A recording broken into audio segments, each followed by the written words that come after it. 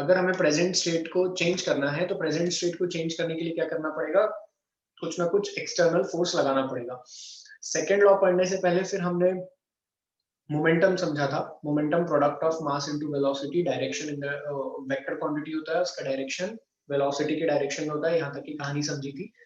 फिर उसके बाद में जो सेकेंड चीज हमने पढ़ी थी वो क्या थी, मोमेंटम भी हो गया। मोमेंटम के बाद सर हमने देखा था सेकेंड लॉ ऑफ मोशन, जो कि कह रहा था rate of change of momentum. हमने क्या पढ़ा था, हमने पढ़ा था सेकेंड लॉ ऑफ मोशन, जो कि कह रहा था rate of change of momentum.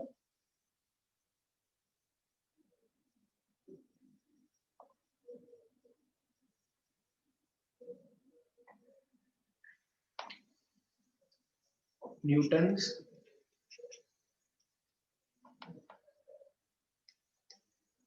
Second law of motion.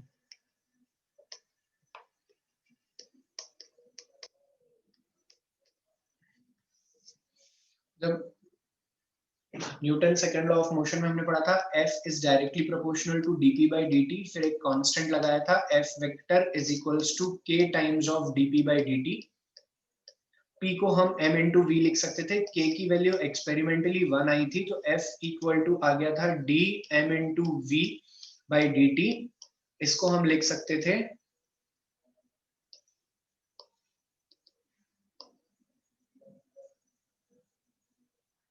इसको हमने क्या लिखा था sir, m dv by dt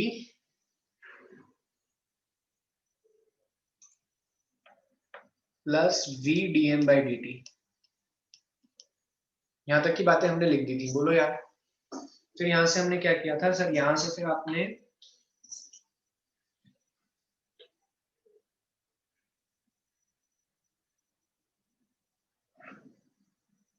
अरे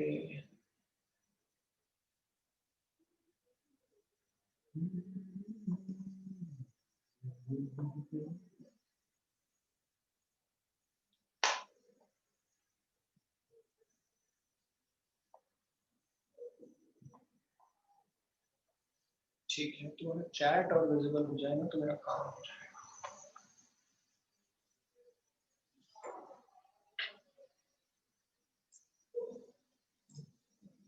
एक दो मिनट रुक जाओ, परेशान मत करो।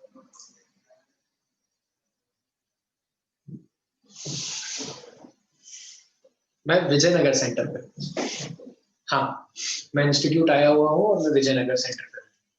जय क्लास में हो क्या तुम?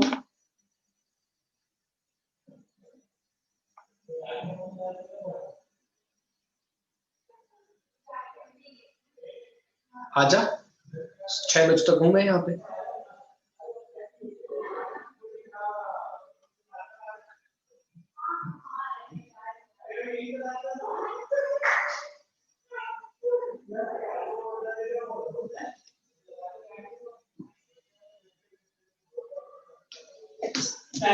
हाँ फिर अगर हम देखें तो, अगर हम यहाँ पे देखें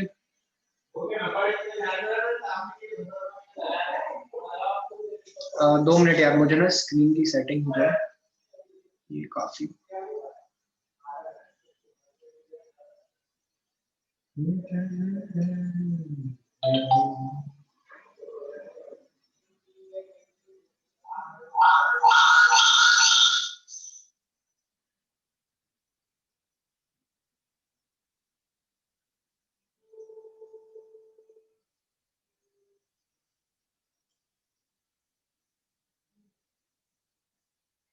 हाँ जरा मुझे कुछ चैट पे रिप्लाई करना थोड़ा।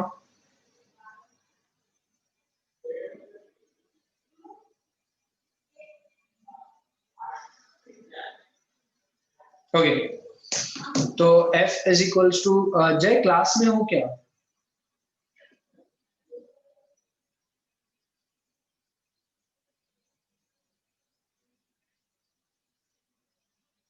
अगर हो तो मुझे चैट पे रिप्लाई करो जय, अगर तुम क्लास में हो तो।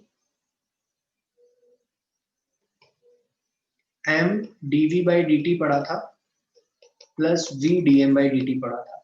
हालांकि मैंने फिर यहां से ऐसा समझा दिया था, क्या समझा दिया था मैंने, मैंने यहां से ऐसा समझा दिया था कि अगर F इक्वल टू, मान लीजिए अगर ऐसी सिचुएशन होती है कि मास कांस्टेंट सिचुएशन है, तो हमने पढ़ा था चर्चा on F is equals to m dv by dt। ठीक है, इसी को फिर हमने आगे लिख दिया था F इक्वल टू ma। फिर मैंने कुछ पॉइंट्स लिखवाए थे, मैंने कहा था ये जो F है ये F वेक्टर बराबर m a वेक्टर है, this is F net vector m a। यहां तक की कहानी समझ में आई क्या सभी लोगों को? किसी को कोई दिक्कत हो तो बोलो ना यार। स्क्रीन विजिबल क्यों नहीं है? अरे यार,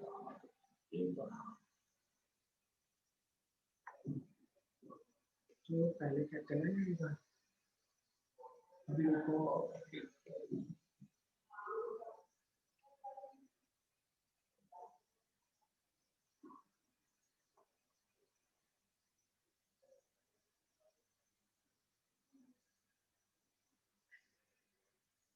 अब स्क्रीन है, ये पढ़ा चुका था मैं।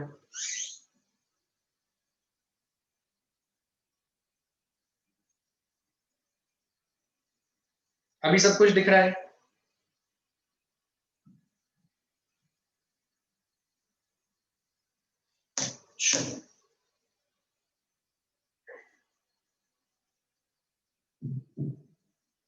अपन ऐसे ही रख लेते हैं, F equal to M A पढ़ लिया था, यहां तक कोई दिक्कत नहीं थी। यहां से फिर मैंने कुछ पॉइंट्स बताए थे। क्या क्या था? मैंने कुछ पॉइंट्स एक्सप्लेन कर दिए थे तुम लोगों को। 6 पॉइंट्स बताए थे टोटल, बोलो ना यार। 6 पॉइंट्स एक्सप्लेन कर दिए थे।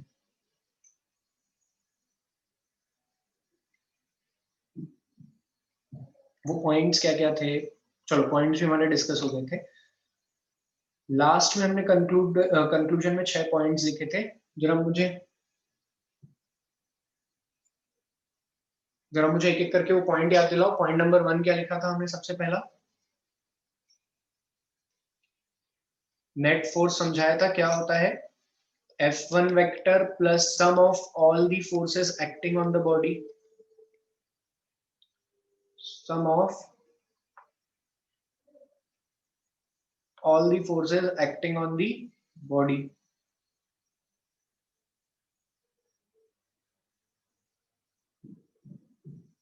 क्लियर है था?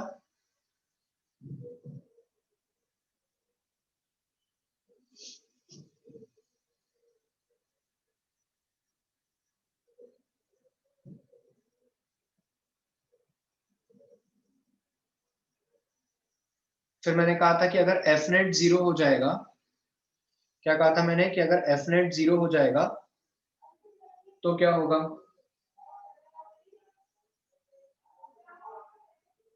अगर एफ नेट 0 हो जाएगा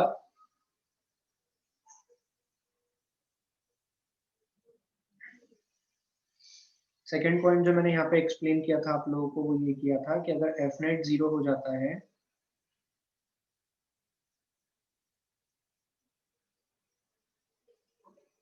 इसका मतलब क्या होगा?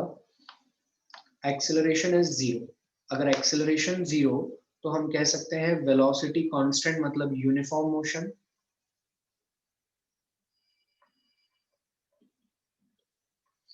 और नहीं तो body is at rest, no motion. या तो मोशन हो रहा होगा या मोशन नहीं हो रहा होगा। अगर हो रहा होगा तो कैसा होगा? यूनिफॉर्म मोशन होगा, अन्यथा नहीं होगा। है ना, ये वाली कहानी हमने समझ ली थी। चलिए, फिर इसके बाद में और देखते हैं थोड़ा सा।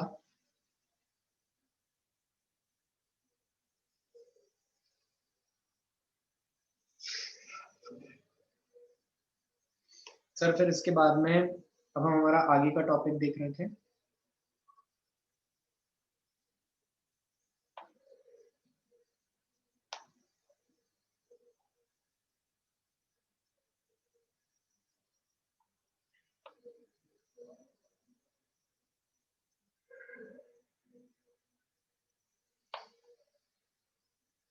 जिसमें कि हमने पढ़ लिया था थर्ड, यहां तक सारी।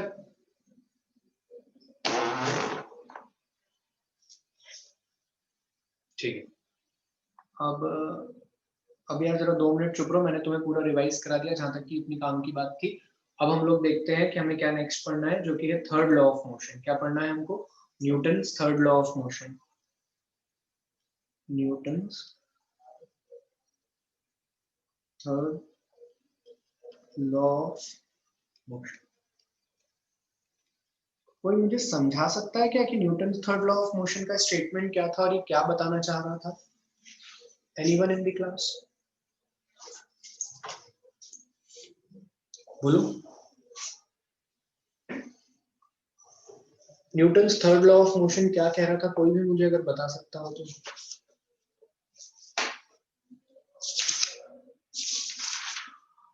लिखिए, चलिए सभी लोग लिखिए। According to the statement, according to the statement,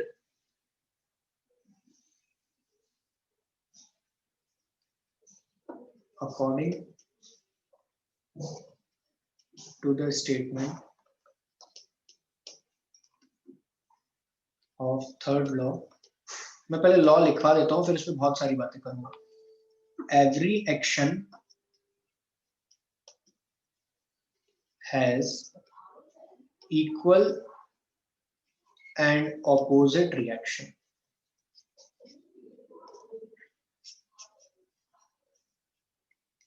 ये आप लोगों ने सब ने पढ़ा हुआ है। Every action has equal and opposite reaction।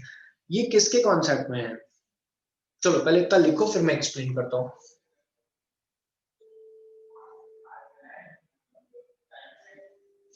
पहले इतना लिखो फिर मैं एक्सप्लेन करता हूँ।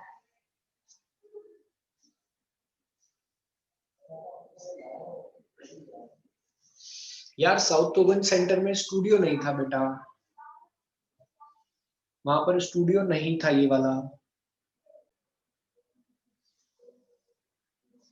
चलिए अब इसमें ना कुछ बातें हमें ऐड करनी है। इसमें हमें कुछ बातें ऐड करनी है, जैसे कि एक तो ये होगी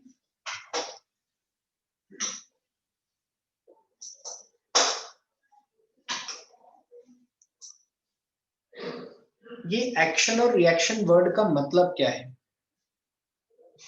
ये एक्शन और रिएक्शन वर्ड का मतलब क्या है?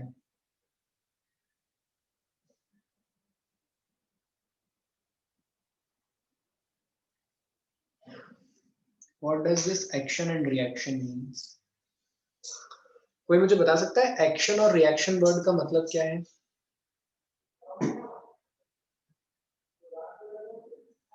फोर्स। अच्छा फोर्स है। ये लॉ कहता है फॉर एवरी फोर्स, इसने क्या कहा? For every action there must be a reaction.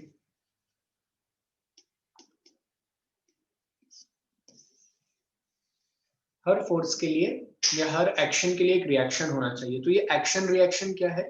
ये action reaction are nothing but forces. मतलब अगर सिस्टम में कोई एक फोर्स आया है as a part of action, तो उसका एक रिएक्शन जनरेट हुआ होगा। अगर रिएक्शन जनरेट हुआ होगा, मेरी बातों को सुन लो, तुम्हारे चैट का कोई सेंस नहीं है अभी। तो क्या ये एक्शन रिएक्शन सेम मैग्नीट्यूड के होते हैं या डिफरेंट मैग्नीट्यूड के?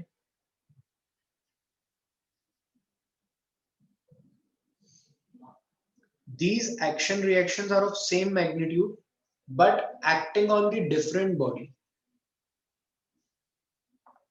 But action reaction are of same magnitude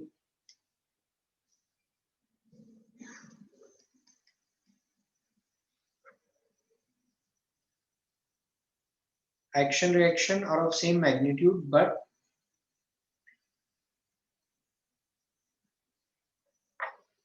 acting on different body.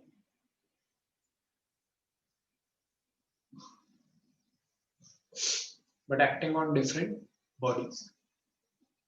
Action reaction कभी भी एक बॉडी पर नहीं लगते। लिखो जरा इतना। इसके बाद में लिखना, स्टेटमेंट के बाद में, in Newton's third law action and reaction is nothing but force. मैं जो कह रहा हूं पहले वो लिखो। In this third statement action and reaction, in this third statement action and reaction are nothing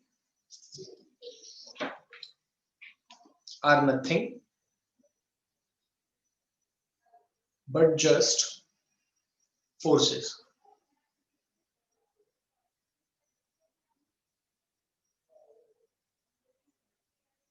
Are nothing but just forces. Clear है तब?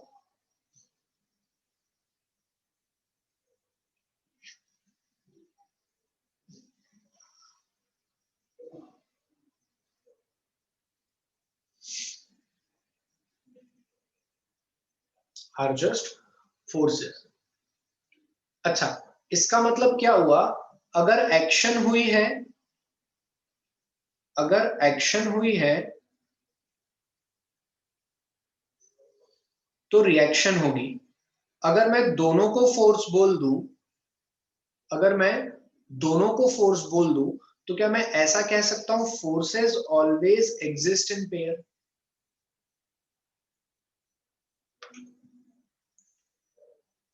forces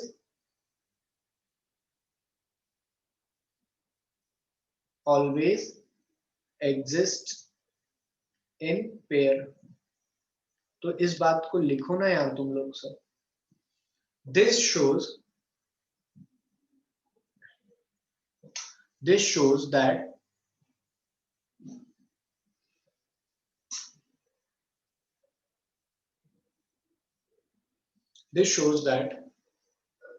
forces always exist in pair।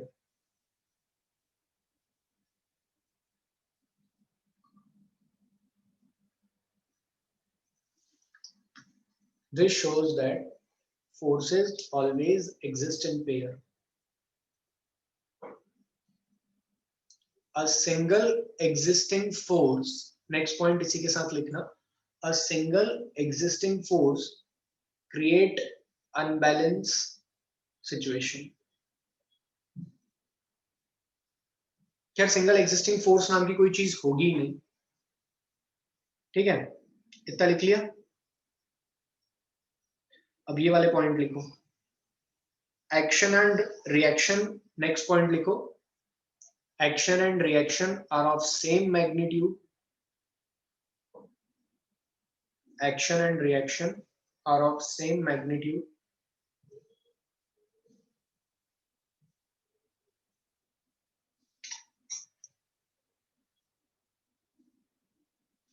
Action and reaction are of same magnitude।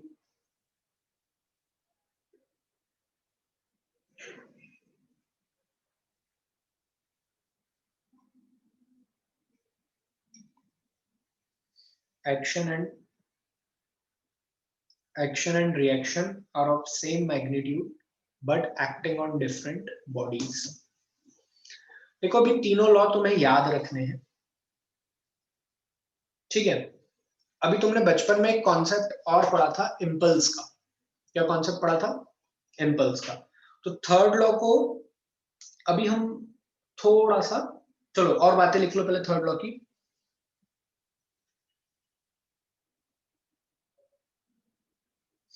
और लिख लो पहले, ठीक है? अभी Divesh single existing statement के लिए रुक जाओ, नेक्स्ट लिखो। मेरे को पहले कुछ इसमें पॉइंट्स लिखवा दे दो सारे, है ना? फिर वो स्किप हो जाएंगे। हाँ, मैं प्रांशु सी बात पे आ रहा हूं। अब देखो, action and reaction,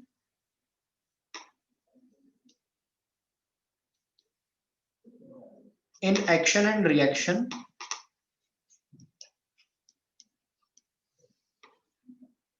action is the cause, action is the cause, action is the cause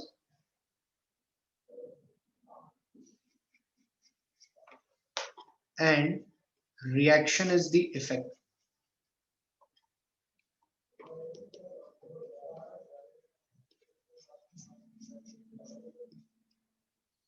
Action is the cause and reaction is the effect.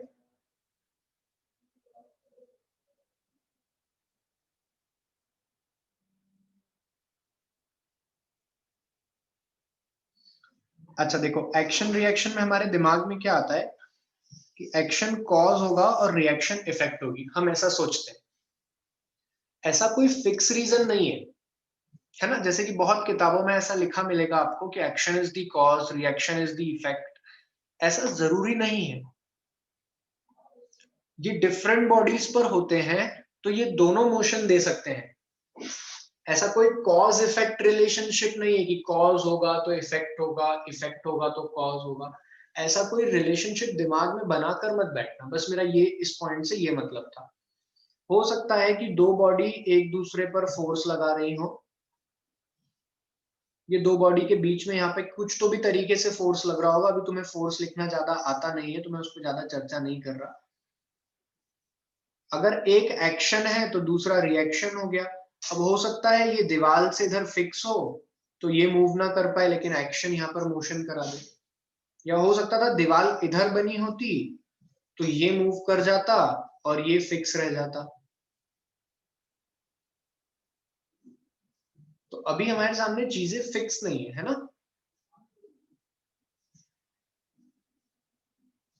हाँ ठीक है, चलिए।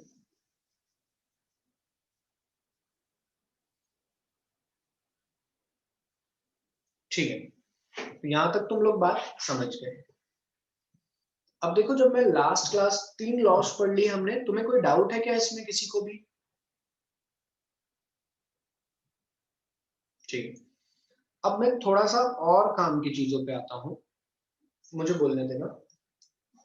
और थोड़ा सा काम की चीजों पे आता हूँ मैं। जैसे सबसे पहली चीज जो हम देखते हैं वो ये है,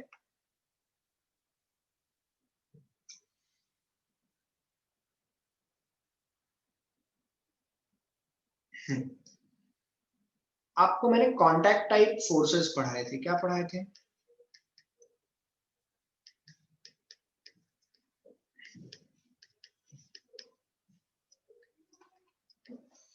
उसमें 3 बच्चे पढ़ाए थे मैंने कॉन्टैक्ट टाइप के।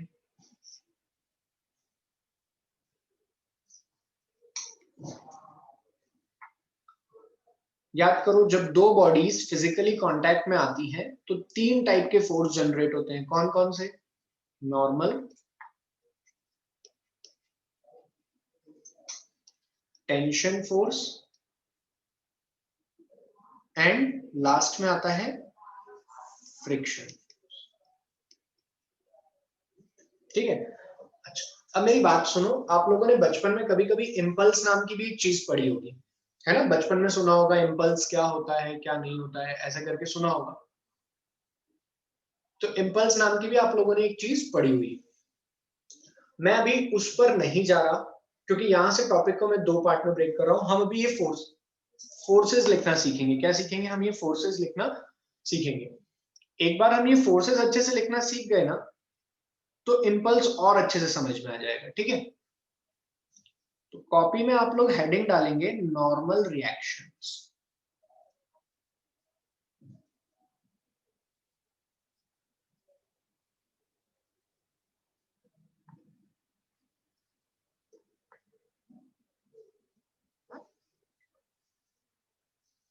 नॉर्मल रिएक्शन, हाँ।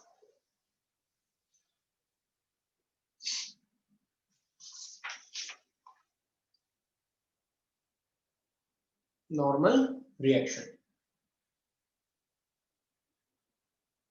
ठीक है। अब देखो नॉर्मल रिएक्शंस क्या होते हैं। जब कभी भी two bodies in physical contact होना चाहिए,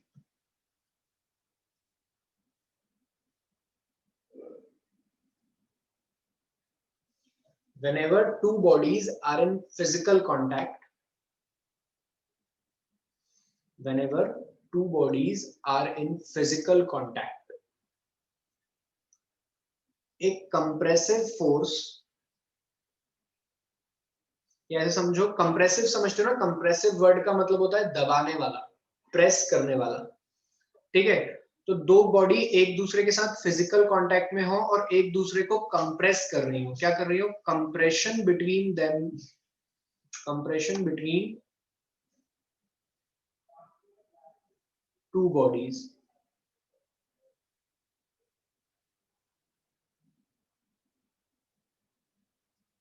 अगर ऐसा हो रहा हो तो सरफेस के परपेंडिकुलर, सरफेस के परपेंडिकुलर एक फोर्स लगता है,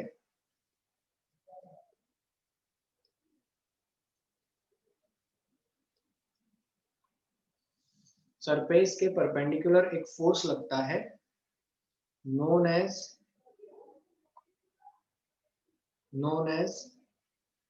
normal reaction, नॉर्मल रिएक्शन या नॉर्मल फोर्स। क्लियर हुई बात? देखो मैंने अभी कुछ तुम्हें ड्रॉ नहीं करवाया, मैंने सिर्फ दो बातें बोली यहां पर।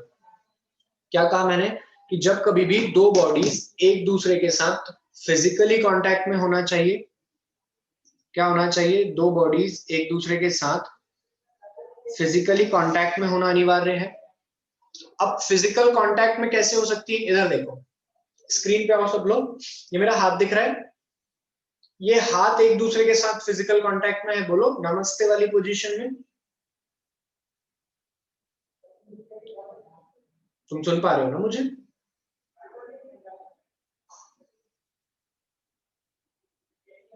बोलो यार, ठीक है, सो गए थे क्या?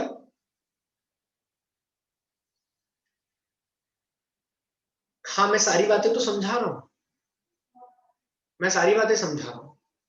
तो ये हाथ एक दूसरे के साथ फिजिकल कांटेक्ट में है, क्या कोई भी हाथ एक दूसरे को प्रेस कर रहा है क्या? क्या कोई भी हाथ, जब तुम हाथ जोड़ते हो ऐसे, तो क्या तुम्हारा लेफ्ट हैंड राइट हैंड को या राइट हैंड लेफ्ट हैंड को प्रेस करता है क्या? नहीं। इसकी कंडीशन है कि जब दो बॉडीज एक दूसरे के साथ कांटेक्ट में होना तो प्रेस करना चाहिए एक दूसरे को, हिंदी में लिख लो, प्रेस, क्या करना चाहिए, प्रेस। जब भी दो बॉडीज एक दूसरे के साथ फिजिकल कांटेक्ट में हो, एक दूसरे को प्रेस कर रही हो, तो सरफेस से उन दोनों जो कॉन्टैक्टिंग सरफेस है, कॉन्टैक्टिंग कॉन्टैक्टिंग सरफेस में एक फोर्स लगता है, क्या लगता है, कॉन्टैक्टिंग सरफेस में एक फोर्स लगता है, कॉन्टैक्टिंग सरफेस में एक परपेंडिकुलर फोर्स लगता है, जिसको क्या कहते हैं, नॉर्मल रिएक्शन। अब मैं ड्रॉ करूं क्या, मैं एक डायग्राम ड्रॉ करूं? हाँ मैं एग्जांपल लूं, पहले कहानी समझ में आई क्या क्या कैसे लगाना है।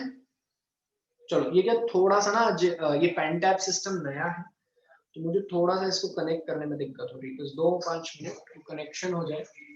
इसी बात पर चाय भी आ गई है। नमस्कार नमस्कार नमस्कार, चाय तो हाँ। तो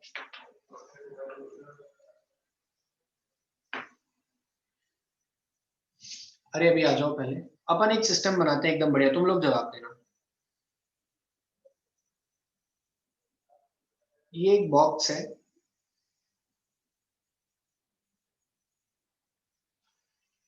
जो कि जमीन पर रखा हुआ है,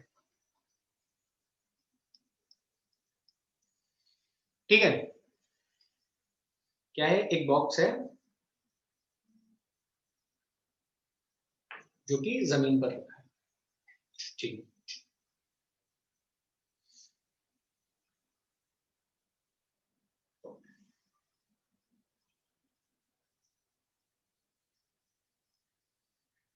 अब मुझे बताओ, अगर तुम ध्यान से देख पाओ तो क्या इनके बीच में कांटेक्ट हो रहा है, जमीन और इसके बीच में?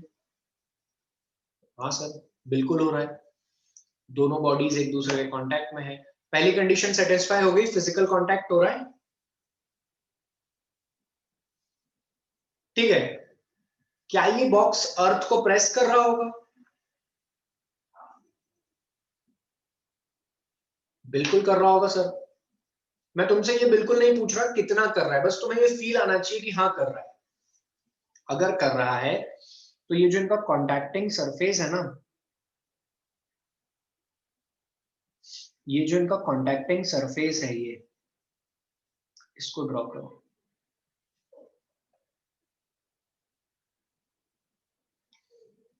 मैंने बॉक्स को ऊपर उठा दिया, तो ये जो इनका कॉन्टैक्टिंग सरफेस था,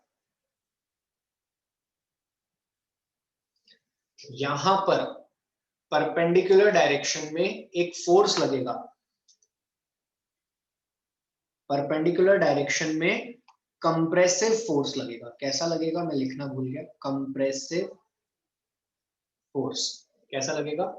कंप्रेसिव फोर्स। यहां पर परपेंडिकुलर डायरेक्शन में एक कंप्रेसिव फोर्स लगेगा, और चूंकि हम जानते हैं कि फोर्सेस एग्जिस्ट इन पेयर, तो इसका एक रिएक्शन इधर लगेगा नीचे। इसको कहते हैं नॉर्मल रिएक्शन N।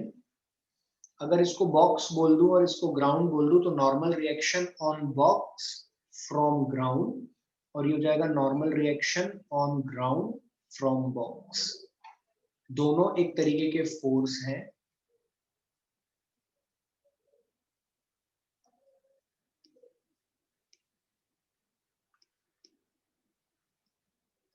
बोलो, क्लियर हुआ क्या? मैग्नीट्यूड नहीं निकालना अभी तो लिखना सीख रहे हैं। बिल्कुल।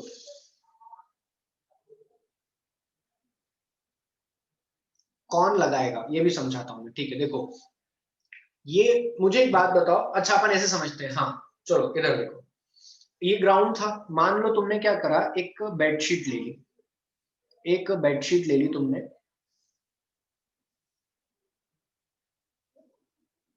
इस सुनना, पहले मेरी बात सुनना। इस बेडशीट पे एक डब्बा, अपना मोबाइल फोन रख दिया। बेडशीट में ऐसा स्लैग आ जाएगा ना?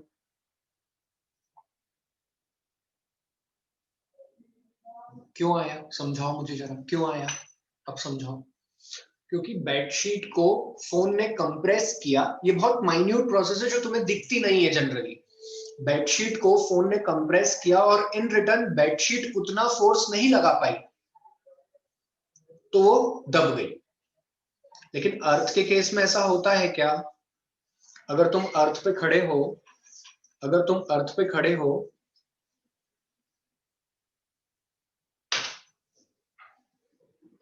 इसका मतलब तुम्हें विजुअलाइज नहीं हुआ, लेकिन अर्थ ने एक फोर्स तो लगाया ना इस बॉडी पे, और इन रिटर्न बॉडी ने भी अर्थ पे फोर्स लगाया, और ये दोनों ना वेक्टर सम अगर मैं इनका करूंगा, तो ये दोनों वेक्टोरिकली जीरो हो गए।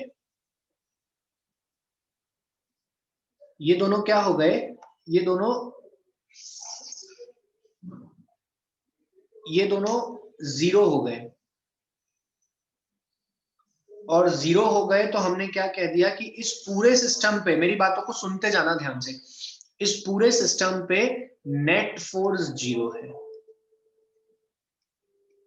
तो तुम्हें कुछ महसूस होता नहीं है। लेकिन अगर मैं किसी भी बच्चे से क्लास में पूछ लेता कि बताओ सिर्फ डब्बे पे क्या हो रहा है, तुम डब्बे पर तो कहते ना कि सर डब्बे पे ऊपर की तरफ एक नॉर्मल रिएक्शन आ रहा है NBG, normal reaction on box from ground.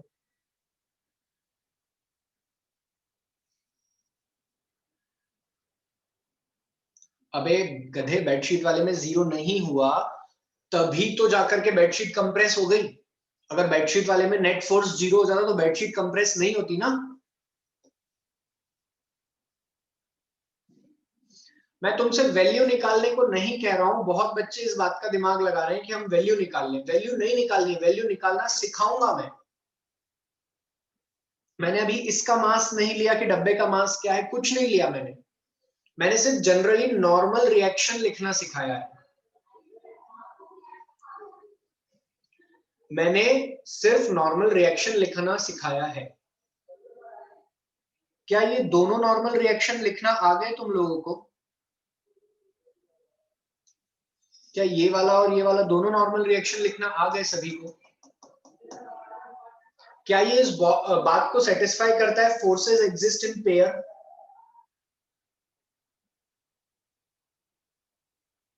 क्या ये इस बात को सेटिस्फाई करता है कि अगर हम पूरा सिस्टम देखें तो net force on complete system is 0,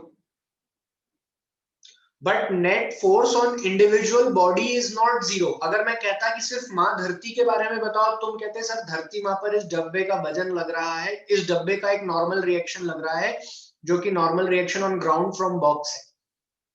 अरे बोलो ना यार, अरे हाँ या ना? जय, बातें क्लियर है?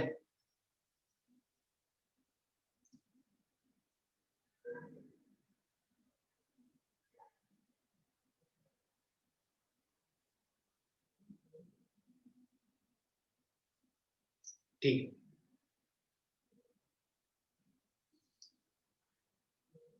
सभी बच्चे इतना लिखो और मीनवाइल बाकी लोग डाउट पूछो क्या क्या है।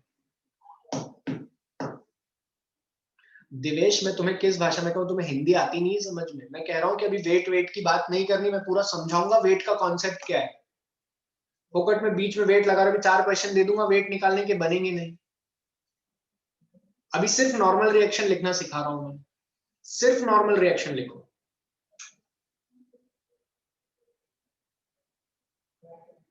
लिखिए, अगर प्रेस नहीं करते तो नॉर्मल रिएक्शन 0 होता। मैं अभी करवाऊंगा वो भी क्वेश्चन, पहले ये तो लिखो।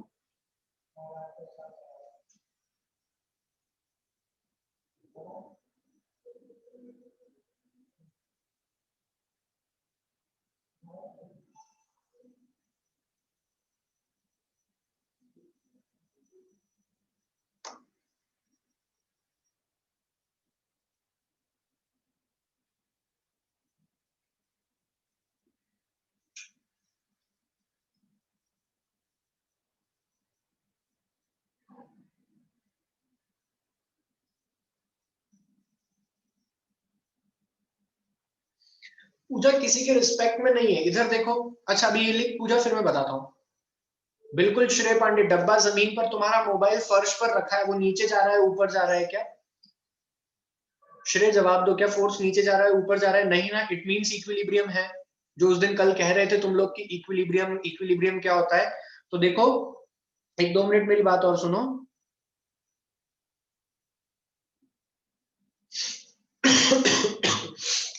यहाँ पर नेट फोर्स 0 हो गया ना, यहाँ पर नेट फोर्स 0 हो गया, मतलब इक्विलिब्रियम आ गया ना। तो वाकई में इक्विलिब्रियम होता भी तो है, वाकई में इक्विलिब्रियम स्टैब्लिश होता भी तो है, तभी तो हमारा फोन जो जमीन पर रखा है वो नीचे नहीं जाता ना ऊपर उठता है, वो जहां है वही रहता है। रीजन यही है, आया थोड़ी समझ में?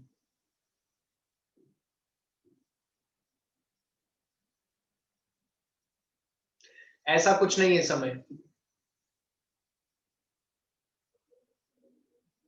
अभी इसी हार्ड सरफेस पे मान लो कोई बहुत हैवी चीज गिर जाए तो ब्रेक डाउन भी होता है। क्या अर्थ के सरफेस पे डिप्रेशन नहीं दिखते हैं, गड्ढे नहीं दिखते हैं हमको? क्या अर्थ की सरफेस ब्रेक नहीं होती? क्या होती ही है।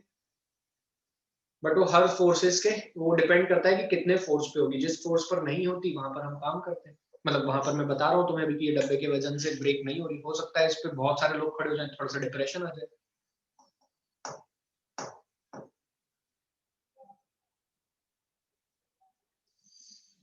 ठीक है, चलिए, ये लिख लिया सबने? पहले वाला लिख लिया था? ध्यान से लिखना नॉर्मल रिएक्शन के लिए।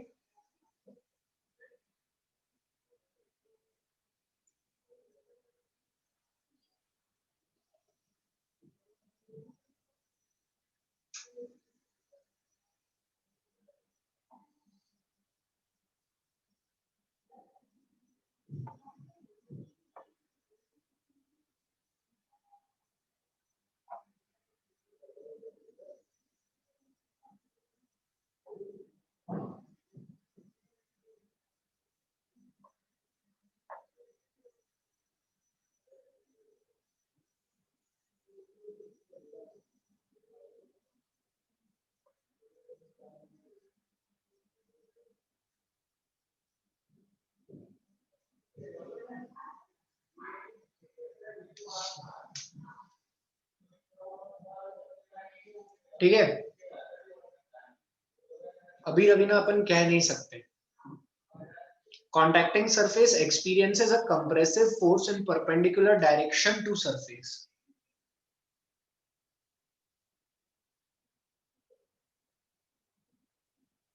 Known as normal reaction. एक सरफेस पे तो एक ही लग रहा है ना, सही हम, तो दो क्यों बोलूंगा मैं?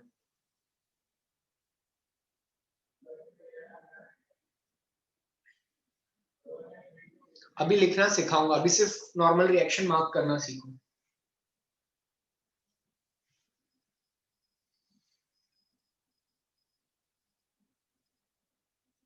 तो क्या बोलना चाहिए फिर? ये दो बॉडी के म्यूचुअल इंटरेक्शन से पैदा हुआ है ना, दो बॉडी के म्यूचुअल इंटरेक्शन से पैदा हुआ है ये फोर्स। म्यूचुअल मतलब कि दोनों जब फिजिकली कांटेक्ट में ही तब पैदा हुआ है, नहीं तो नहीं होता।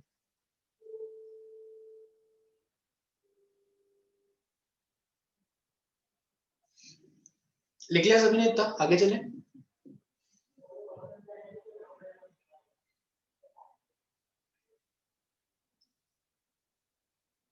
तुम खुद सोचो कंप्रेशन किधर होता है?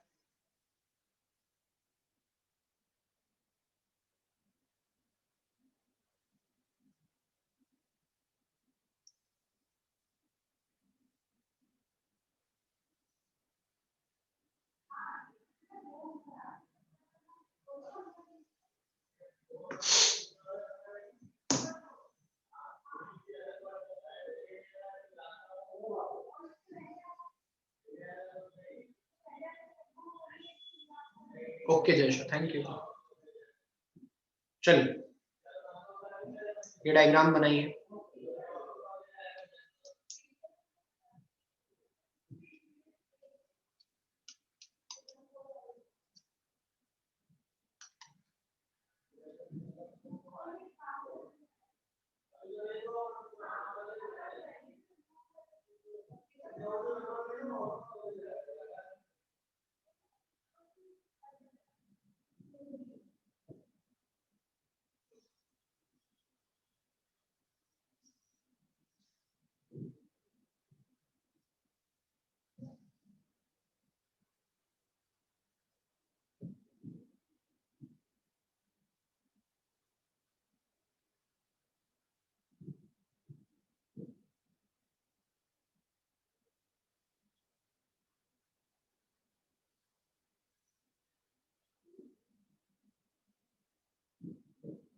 रख के देखना, आज ही हल्का सा होगा।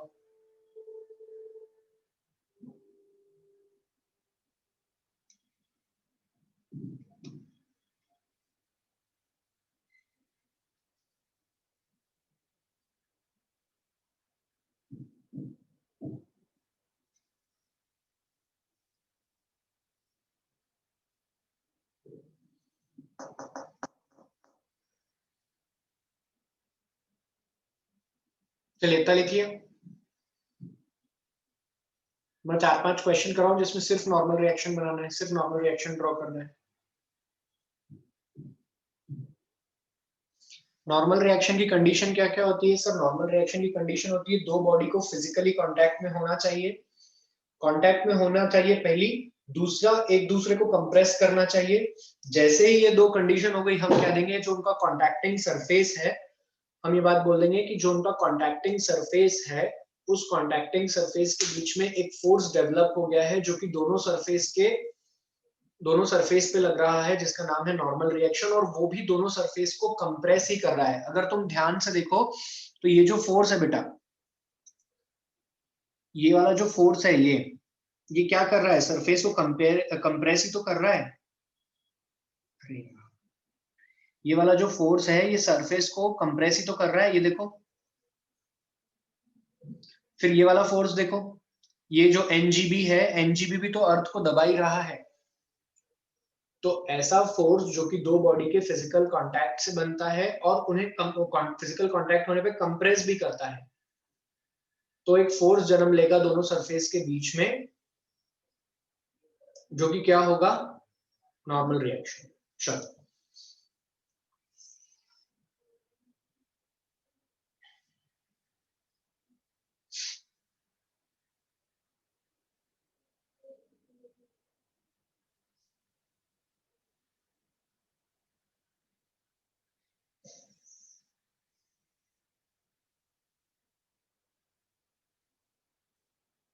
हाँ कृष्णा बिल्कुल, चलिए क्वेश्चंस करते हैं।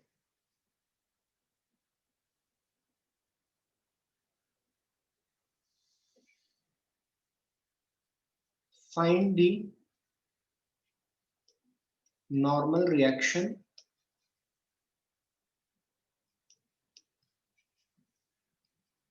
on the given surface, on the given surfaces। चलिए देखिए, जितनी कॉन्टैक्टिंग सरफेसेस है आपको सब पे पता करना है नॉर्मल रिएक्शन है या नहीं है।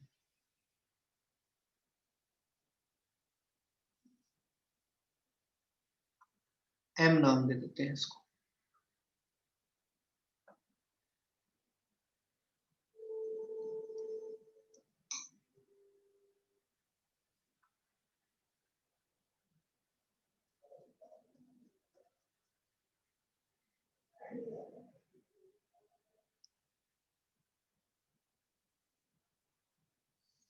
बिल्कुल आराम से चेक करना।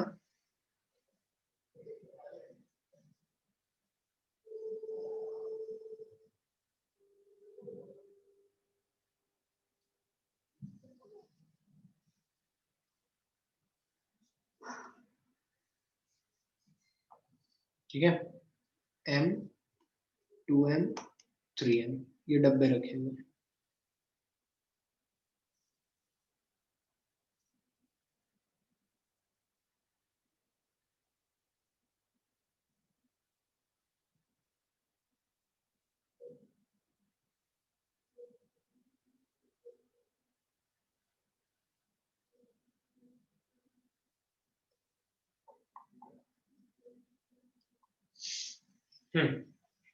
चलिए इन सब पे जहां जहां कॉन्टैक्टिंग सरफेसेस है वहां वहां पे आपको नॉर्मल रिएक्शन लिखने हैं। लिखो सभी लोग।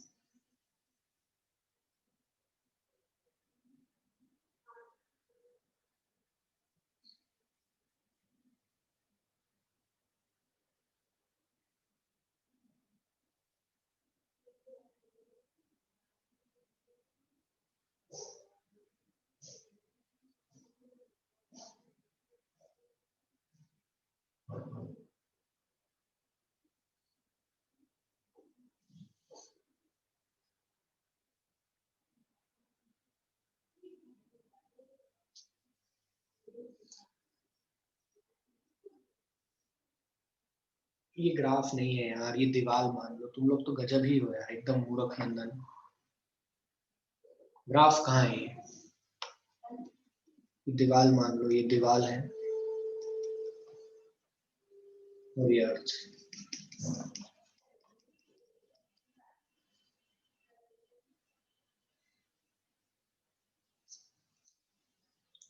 मुझे कुछ नहीं पता, तुम्हें बताना है। जितना तुम्हारी सूझबूझ से बना है बनाओ।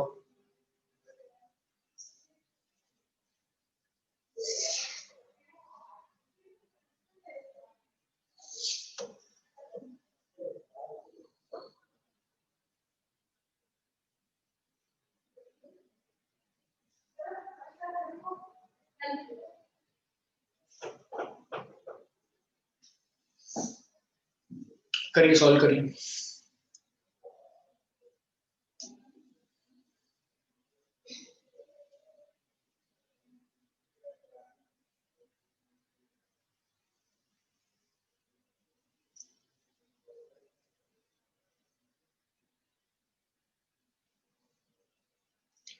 नॉर्मल रिएक्शन कहीं भी हो सकता है, हॉरिजॉन्टल में या वर्टिकल में।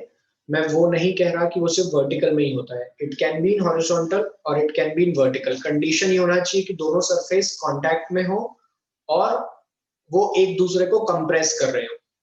जैसे जब हम हाथ जोड़ रहे थे तो दोनों सरफेस कांटेक्ट में नहीं थे, दोनों सरफेस कांटेक्ट में थे लेकिन कंप्रेस नहीं कर रहे थे, तो वहां पर नॉर्मल रिएक्शन नहीं था।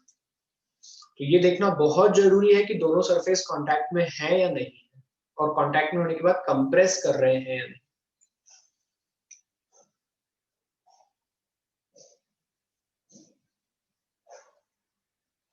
एक और कर लो क्वेश्चन, 4 क्वेश्चन करो, 5।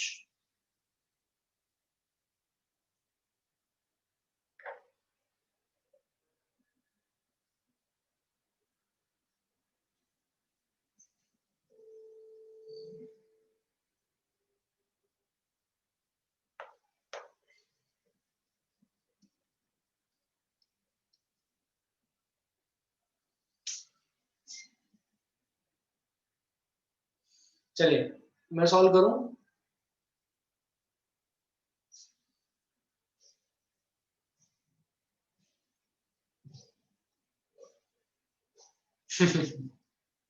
फिर तो जरूर होगा कृष्ण। हाँ जनेशा, बिल्कुल अच्छी याद दिलाई तुमने, वो भी बता दूंगा मैं। पहले ये पढ़ ले पर। चलो प्लीज इधर आ जाओ सब लोग। अब कोई चैट वैट मत करना है ना, चीजों को समझ लेना। जिनसे आंसर बन गए हैं मुझे नहीं जानना, अच्छी बातें बन गए हैं अपने पास रखना सॉल्यूशन।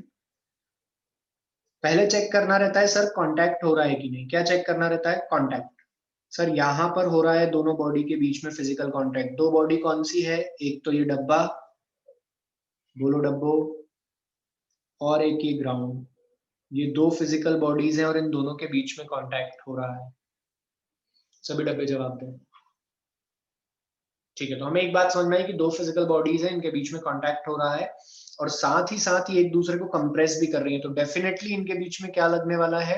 डेफिनेटली इनके बीच में नॉर्मल रिएक्शन लगने वाला है। एक नॉर्मल रिएक्शन होगा, normal reaction on ground, on box from ground, और एक होगा, क्योंकि ये एक्शन हुआ तो इसका एक रिएक्शन होगा जो कि जस्ट नीचे की तरफ लगेगा ऐसा।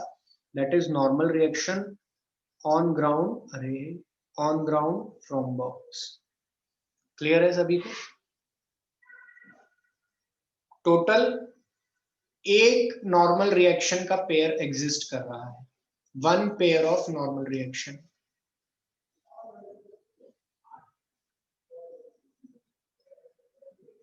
अच्छा, अब इसमें कुछ बच्चों ने,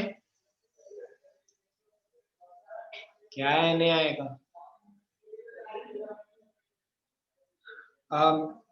इसमें कुछ बच्चों ने अपने मन से मास ले लिया है। मैंने नहीं कहा, मैंने नहीं पढ़ाया मास, तो आपको नहीं लेना है। कुछ बच्चों ने सिर्फ एक ही डायरेक्शन बनाया है ऐसा, ये गलत है। ठीक है, correct answer is this only. अगर ये ड्रॉ हुआ है तो it is 100% right, otherwise zero. ठीक है,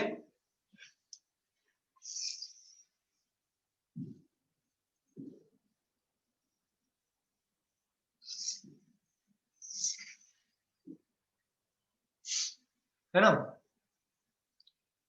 अब ये वाला सेकंड वाले क्वेश्चन सॉल्व करते हैं। एक m मास है, दूसरा 2m नाम का डब्बा है। कुछ भी लिख लो, मैं तो अब जैसे यहाँ पे 1 2 नाम दे दूंगा। 1 2 से क्या फर्क पड़ना है बताओ? 1 2 नाम दे दे, एम GM नाम दे दे, MG नाम दे दे, उससे क्या फर्क पड़ना है? और ये अर्थ है। सर तीन जगह पर कांटेक्ट हुआ है, एक है ये, एक सॉरी दो जगह पर कांटेक्ट हुआ है, एक है ये, दो जगह पर कांटेक्ट हुआ है, मतलब कि यहाँ पर और यहाँ पर एक कांटेक्ट हुआ है, एक कांटेक्ट यहाँ पर हुआ है और एक कांटेक्ट यहाँ पर हुआ है। जब इन तीनों ब्रैकेट को खोल देंगे तो ऐसा ही दिखेगा, मतलब तीनों डब्बों को अलग अलग कर देंगे, दोनों डब्बों को और ग्राउंड को अलग अलग कर देंगे तो ऐसा ही दिखेगा। बोलो यार।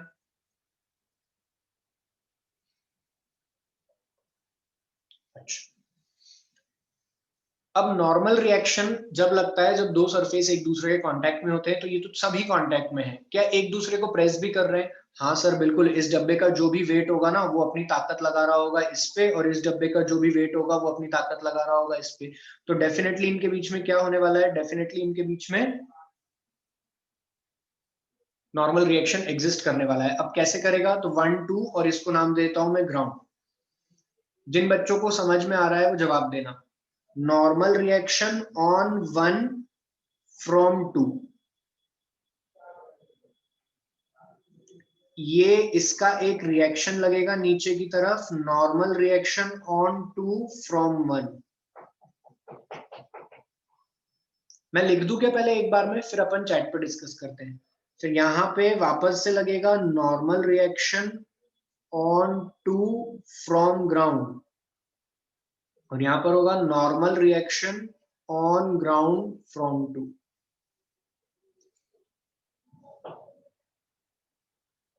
टोटल कितने पेयर्स हैं? टोटल 2 पेयर बने हैं सर। नीट के क्वेश्चन में आया हुआ है, एक बार तो नीट में ही पूछ लिया गया था कि इस डब्बे पर कितने नॉर्मल रिएक्शन, कितने नॉर्मल रिएक्शन इस डब्बे पर? 2। एक N21 और एक N2G। क्लियर हुई बात?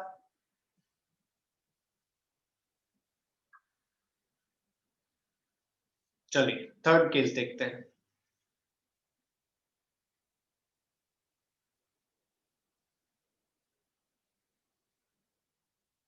प्रांशु क्या चल रहा है?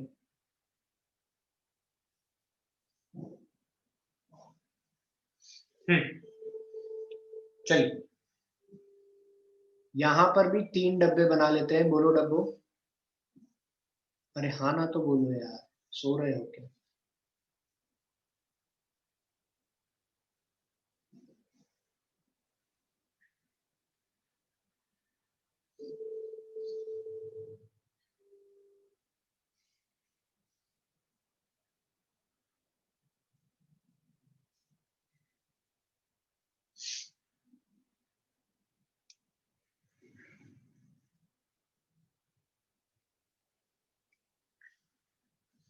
ठीक है,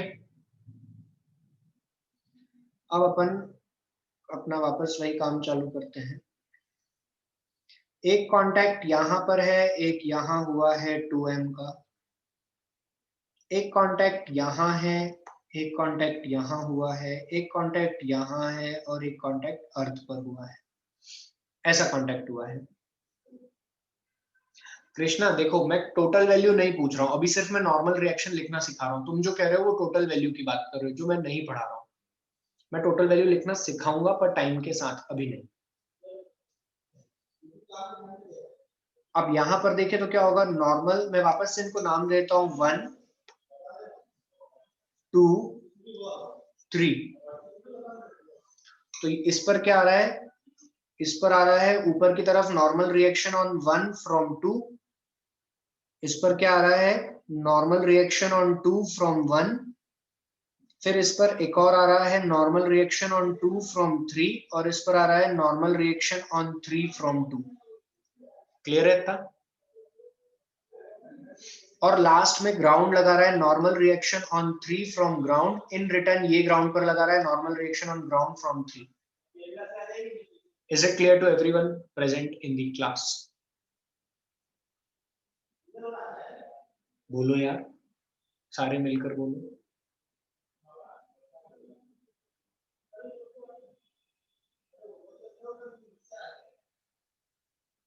टोटल कितने पेयर हैं? 3 पेयर।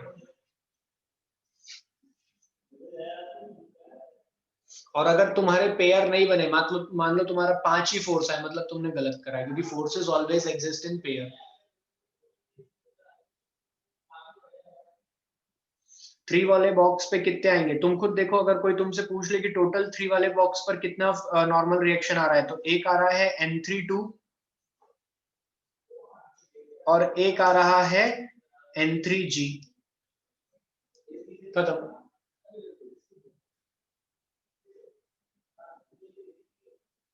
डिपेंड करता है प्रांशु कांटेक्ट पर रटते क्यों हो। ऐसा मैं रटवा दूं और ना हो तो?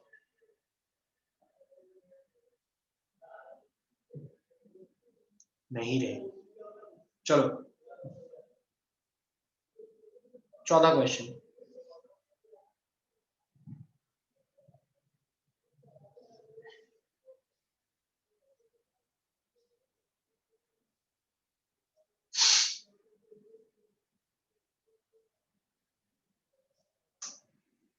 अब अगर यहां पर देखें तो एक कांटेक्ट यहां हो रहा है, एक कांटेक्ट यहां हो रहा है, और एक कांटेक्ट इन दोनों के बीच में यहां हो रहा है। यही है ना? ये ये और ये सारे कांटेक्ट हो रहे हैं।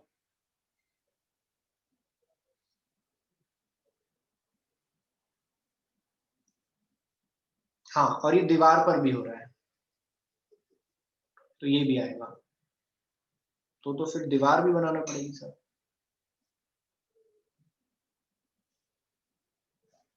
क्योंकि जहां जहां कांटेक्ट होता है वहां पर चांसेस तो होते ही हैं नॉर्मल रिएक्शन के। क्या कंप्रेस कर रहा होगा, देखते हैं। पहले तो हमारे जो हमें बिल्कुल पुराने ध्यान है, इसको नाम 1 दे दो, इसको नाम 2 दे दो। तो जो हमारे पहले पुराने वाले हैं वो क्या है, नॉर्मल रिएक्शन। गलत बन गया, 2 मिनट सर। एक तो इस पर आ रहा होगा normal reaction on 1 from ground, in return ये ग्राउंड पर लगा रहा होगा normal reaction on ground from 1। ये तो हर बच्चे ने बनाया होगा, बोलो यार। यहां पर देखें तो क्या आ रहा होगा, यहां पर सर आ रहा होगा normal reaction on 2 from ground, और ये आ रहा होगा normal reaction on ground from 2, और ये हर बच्चे से बन रहा होगा।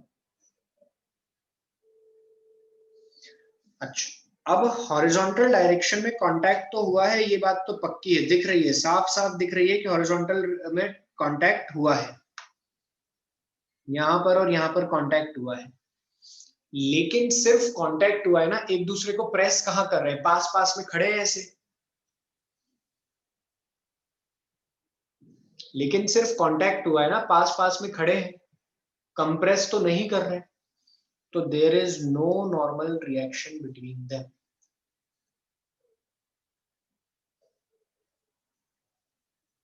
ये नहीं दिया है ना, अगर दिया होता तो पता लग जाता तुम्हें। तो नॉर्मल रिएक्शन सिर्फ और सिर्फ नीचे लग रहा है यहाँ पे।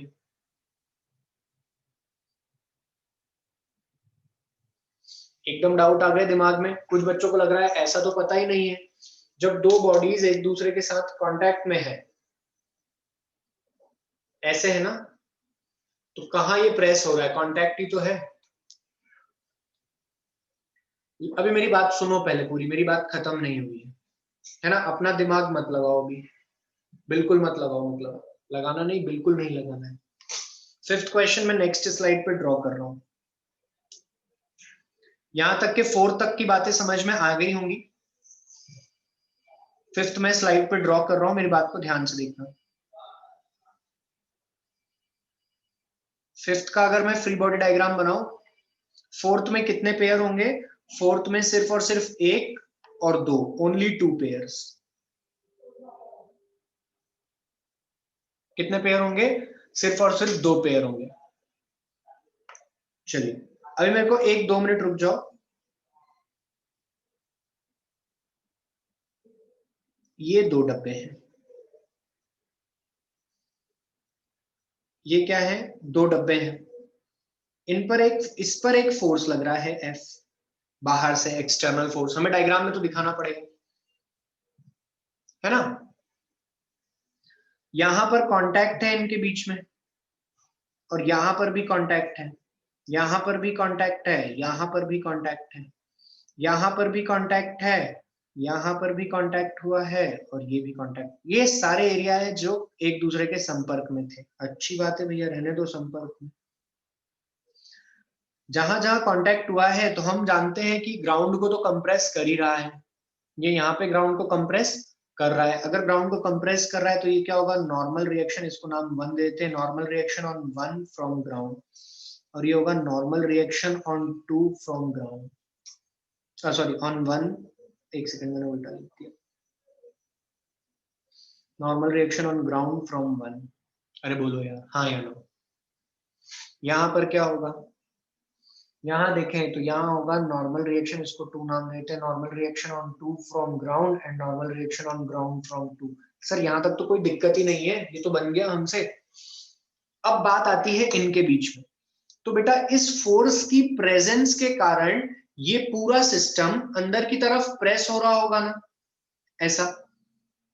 इस फोर्स की प्रेजेंस के कारण ये ऐसा हो रहा है ना कि हम 2 डब्बे को दीवार की तरफ पुश कर रहे हैं, बिकॉज ऑफ विच क्या दीवार टूट कर गिर गई, क्या दीवार भी इनके साथ चलने लगी। इट मींस यहां से रिएक्शन जनरेट होगा। तो कैसा होगा, नॉर्मल रिएक्शन, 1-2 मिनट ही क्या होगा, यहां पर एक होगा और एक यहां पर होगा, ये होगा नॉर्मल रिएक्शन ऑन 2 फ्रॉम 1, ये होगा normal reaction on one from two, ये होगा normal reaction on one from wall, और यहां पर आएगा normal reaction on wall from one. अरे यार मैंने कंसेप्चुअली बताया जैसे मैंने बोला था। कैसी बात कर रहे हो, फोर्स कॉन्टैक्टलेस कैसे, कुछ तो ही बात कर रहे हो पागल जैसी। तुम खुद अपने हाथ से धक्का दे रहे हो, मैं क्या आदमी बनाकर यहाँ पे उसका हाथ दिखाऊं है? हर जी कुछ भी बोलना।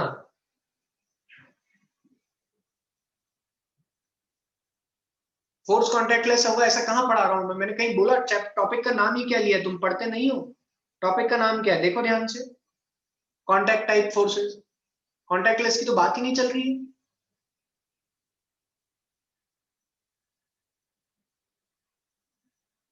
इतनी बात आई समझ में सभी को? क्या जो मैंने कंसेप्चुअली दो पॉइंट पढ़ाए थे कि दो फोर्सेस के बीच में फिजिकल कांटेक्ट होना चाहिए, बेटा यहाँ पर कांटेक्ट कैसे है? यहाँ पे तो हमें कोई जानकारी नहीं दी ना कि कोई सरफेस है। तुम लोग इस बात को समझो, अगर वो कह देता कि यहाँ पे एक आदमी का हाथ है तो मैं यहाँ भी नॉर्मल रिएक्शन लिखता, लेकिन वो नहीं है ना। उसने तो हमें क्वेश्चन में क्या दिया? कैसी पागल जैसी बात करते हो? उसने तो क्वेश्चन में बना दिया ना कि इस पे एक एफ फोर्स लग रहा है, it can B because of anything. कोई आदमी लगा रहा होगा, कोई ट्रक लगा रहा होगा, कोई मशीन लगा रही होगी, कुछ भी हो रहा होगा, हमें मतलब ही नहीं है। उसने कह दिया इस पे एफ फोर्स आ रहा है, इस वाले सरफेस पर एफ फोर्स आ रहा है, ये रहा, खत्म।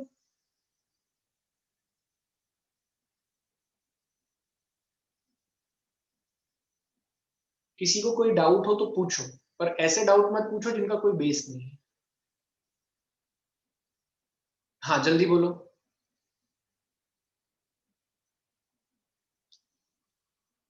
प्रांशु में ग्रेविटी पढ़ाऊंगा जब बात करूंगा,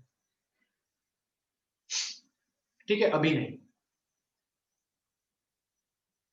एक्शन रिएक्शन पेयर कांटेक्ट और कांटेक्टलेस दोनों में काम करते हैं। मैं अभी नहीं घुस रहा हूं उन बातों में, मैं बहुत लिमिटेड तरीके से आपको पढ़ा करके आगे बढ़ा रहा हूं कि आप एक साथ सब चीजें पढ़ पाओ।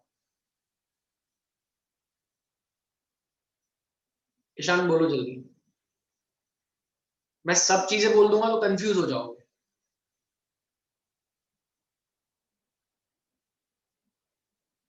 ईशान क्या डाउट है?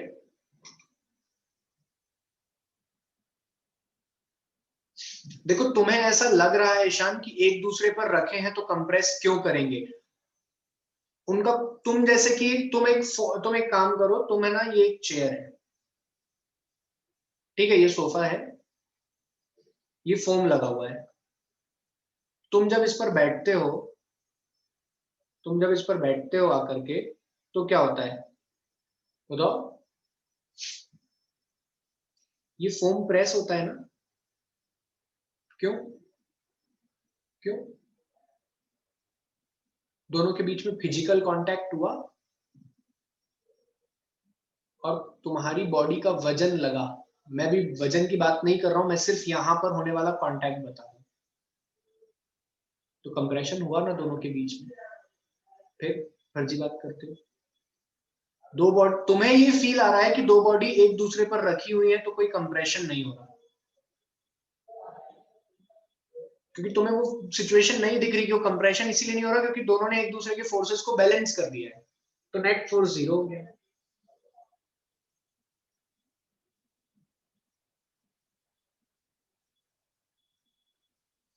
एक, दो, तीन, चार, टोटल फोर पेयर्स लग रहे हैं। कितने लग रहे हैं? टोटल फोर पेयर्स लग रहे हैं। हर बच्चे को ये बात समझ में आ गई है या नहीं?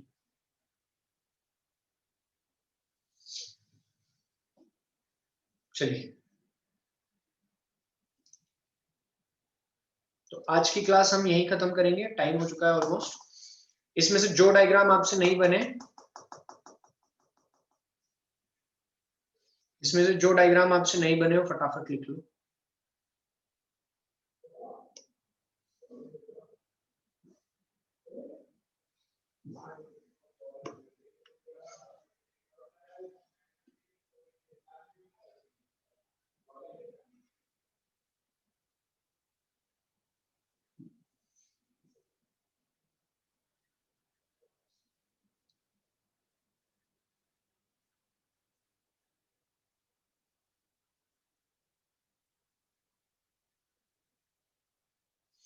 सबको टॉपिक समझ में आया ना? चलिए, this is all for today's class, बाकी हम नेक्स्ट क्लास में कंटिन्यू करते हैं।